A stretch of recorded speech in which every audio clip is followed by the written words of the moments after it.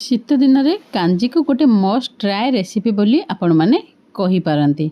आ शीत दिन हेले तो घरे नॉर्मली समस्त कांजी बने। आज आम कांजीटा तैयारी करबा बिना तोराणी रे, कहीं बाहर तो तोराणी मिलवा कष्ट।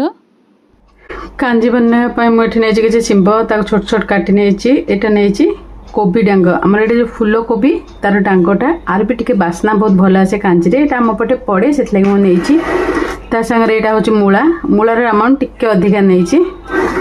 ता सागर ये अच्छी दीटा बैगन नहीं आ गोटे छोट अमृतभंडारू मुझे फाड़े अमृतभंडा काटिकी नहीं।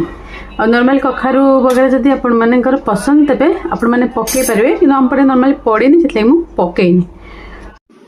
ता छड़ा एठी मु नेइची अरुआ चाउल खुद पाखापाखि 3 टेबुल स्पून अरुआ चाउल मु खुद नेइची ताकू घंटे 2 घंटा आगरू मु भिजे देइथिली।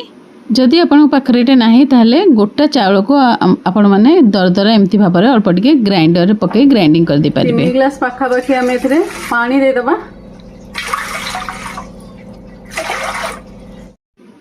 एबे एथिरे आमे अरुआ चाउल खुदटा को पके दबा ताकू पके की कुकर नबा। मत लगे पानीटा टिके कम हम बोली मु आउ गोटे ग्लास पानी दे देछि। आमे एथिरे पेजटा भी दबा सेति मु टिके पानी कम देछि। आ देखंतु ताकू एतिकी हबा पर्यंत कुक कर नबा पाखापाखि 40% जो जाए हम से जाए आम कुक कर नबा। तापर आम ए जो सब परिबा मु काटिकी रखी थी ताकू आम पकई दबा।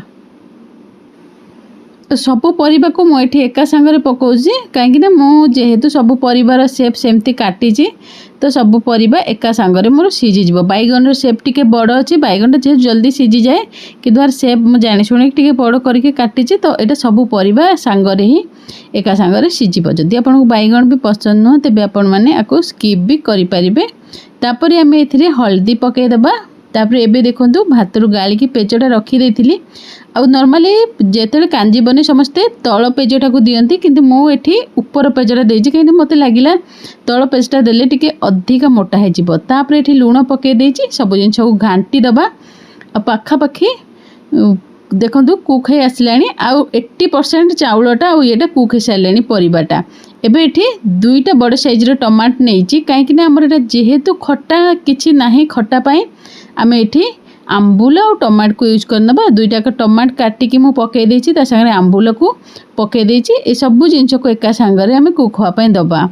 आ मु पुणी पछरे आ गोटे आंबुल पकेइथिली कहीं खट्टा मते कम लागला जेंतु अमाउंट अधिका बनिछि पाखापाखि 2 रु 2.5 बेला पाखापाखि बनी जो बेलारे भात खाए। एबे तार फुटण पई मु एठी नेइछि किछि सुखिला लंका किछि कंचा लंका ता संगे रसुन ढेर सारा नेइछि।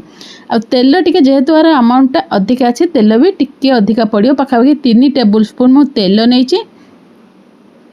तापर एठी मु 5 फुटण को फुटे देइछि। 5 फुटण पर एठी देखंतु रसुण को एमती अधा अधा छेचिकी मु पकेछि पूरा भलरे छेचिनी। रसुण कंचा लंका 3टा पाखापाखि काटी नेइछि मझुरु फाळा कर नेइछि आ सुखिला लंका 4टा पाखापाखि मु पके देइछि। आ ए जो पिठा खड़िकाटा मु यूज करूछि एटा प्लास्टिक रो बोली बिल्कुल भी भाबंतुनी एटा होछि सिलिकॉन रो आ एटा नॉन स्टिक जिंस रे बहुत भलो काम देइ थाए। मु लिंक शेयर कर देइछि आपण माने चाहिले ताकू चेक आउट करि परिबे। जे 50% रसुणटा हे आसिला आम भेरसुआ पत्र पके देबा। भेरसुआ पत्रटा अल्प टिके हे आसिला परे देखंतु रसुण जेमती कलर चेंज करबो सेमती संगे संगे आम कोन करबा ना फुटणटा को कांजी रे देई देबा। कांजी रे देई के एमती भाबे ताकू घोड़ी देबा जेमती तार पूरा बास्नाटा कांजी रे आसी बाहरी फुटणर। 2 मिनिट छाड़ी देला परे तापरे आम फुटणर बास्ना सबू कांजी रे आसाला परे आम सेटा को काढी देबा। पैनटा को मत लगिला एटा टिके मोटा हे आसलानी बोली पछरे पुणी आहुरी टिके आधा ग्लास पाखापाखि पानी देइछि। पानीटा आपण माने देखिकी पानी आ लूण एटा आपण को निजु टिके एडजस्ट करबा को पड़िबो। आउ एबे फुटण दे साला परे आउ मात्र 5 मिनिट पई तार बास्ना आसीबा पई कांजी रे आमे ताको फुटे दबा। एही रेसिपी पई रिक्वेस्ट करिथिले श्रद्धांजलि नायक।